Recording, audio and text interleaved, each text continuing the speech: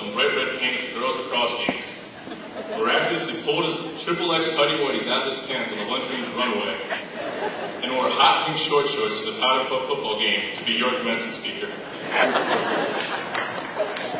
How on earth is an immature God that replies, "That's what she said," on an hourly basis, going to write a meaningful, heartfelt speech that is laced with comic relief?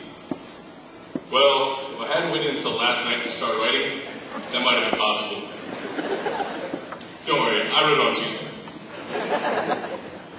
Alright, training camp. I'm sure that hearing those words releases emotions in every athlete. If other sports are anything like football, those words make you cringe like hearing fingernails on a chalkboard. For those of you that are not familiar with training camp, each sport is allowed 2 weeks of official practices before the first day of school. I know some of you are thinking, what is he talking about training camp for? This is a graduation, not a pre-game pep talk. I want you all to consider the idea that high school was our training camp for life. This may sound crazy, but I promise I will explain, and it will only take me 40 minutes. 45 tops.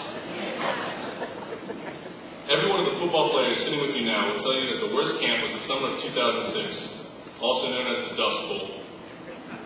That was our first year in the varsity program. For that camp, we would wake up at 6 in the morning, start practice at 7, get our faces smashed in play after play by 6'4", 280-pound chaluchas until 7 at night.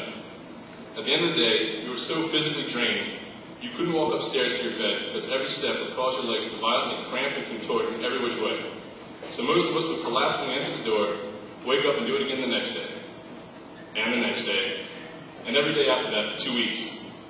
It wasn't mandatory, but we all knew that if you didn't show up, you wouldn't join your team on the field. So some people took the easy way out and stopped coming. The hardest days were the last 3.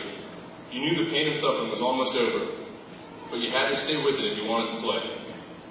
Even though these were the worst 2 weeks of my life, having friends on the team helped me to get by. Together we had fun and made the best of any unfortunate situations.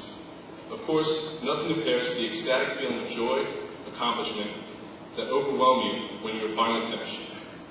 The most important thing about training camp was the effect it had on our season. The harder we worked in those 2 weeks, the tougher and more prepared we were when the game day rolled around. The same goes for our lives that lay ahead. This class has worked hard to overcome any obstacles in our way. I mean, I know a little bit of each of us died when they stopped serving French fries on the grill line. I know. But somehow, we worked through it and finished off our junior and senior years. Those students sitting next to you overcame the itis epidemic in May. Yes, we managed to beat senioritis. It was tough and we all had the usual, I just want to be done now attitude.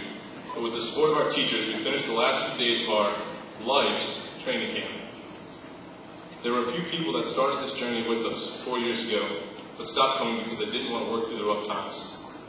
Nevertheless, just as what happened to the players that would skip training camp, these students will never get the opportunity to understand the accomplishment that comes when you finally complete something this incredible. They won't receive the preparation and knowledge that they need to become the same successful human beings that I know each of you will become. When you think back, high school wasn't about just learning what Agent Orange was in Mr. Morse's class, or hearing Jordan try to compare economy and synecdoche, or Scheller explaining how to find a good approximation under a curve. It was about trying to learn the values and virtues that will help you succeed as a person. Coatesville has an environment that instills these values in our heads.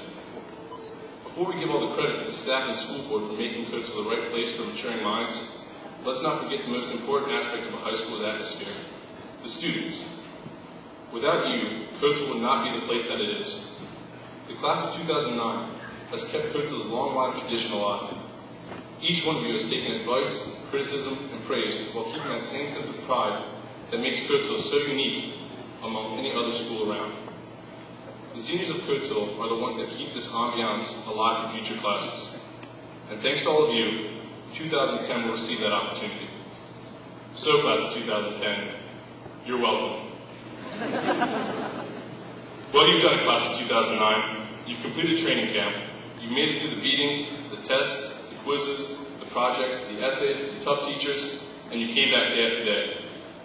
We might not have had fun all the time, but I know that the friendships we have made here allowed for some good ones. Those good ones are going to make it difficult for us to leave. I know it's going to be hard saying goodbye to some of these people for the last time, but don't let the faucets run yet. I have an opportunity that I might not ever get again. I would like to thank my family for everything they have done for me. Mom, Dad, and Kira, I love you guys with all my heart. And Connor, you are without a doubt the best brother anyone could ever ask for. I would not be who I am without you. I would like to thank Forge for being there in the beginning and staying with me through it all. I love you guys. Bugaboo. Don't worry, I didn't forget you. To the school board and administration, thank you. You guys keep the clock ticking. I would like to thank all the teachers I've had throughout the years.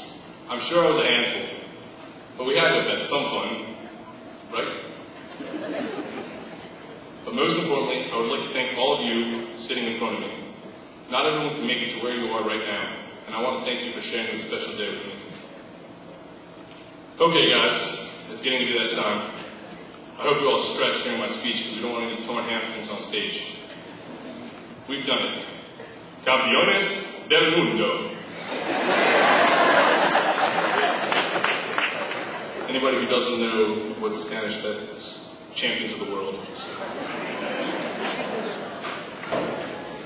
I know some people are a little uneasy about what lies ahead, but if you remember only one thing, remember this. Don't be nervous. You are ready. We've been fighting and working and training for the last 4 years, and now we're ready for the rest of our lives. I truly believe with every ounce of my being that you can triumph over any and all adversity that stands in your way. Congratulations. I wish you all the best of luck and want to thank you for letting me graduate from this wonderful place that I love with the last of the best, Coatesville's class of 2009.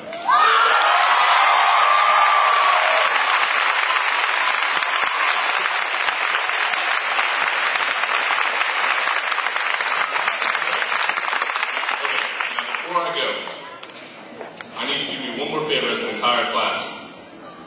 It needs to be loud, and it needs to be proud. It needs to be so loud that everyone in this gymnasium will understand the pride that makes Coatesville one of a kind. It needs to be so loud that they can hear it in Downingtown. It needs to be so loud they can hear it in Westchester. So loud it can be heard deep in the stench of Avengrove's mushroom fields. So now, as I stand before you, let me get one last Coatesville chant from the greatest men and women I've ever had the privilege of knowing.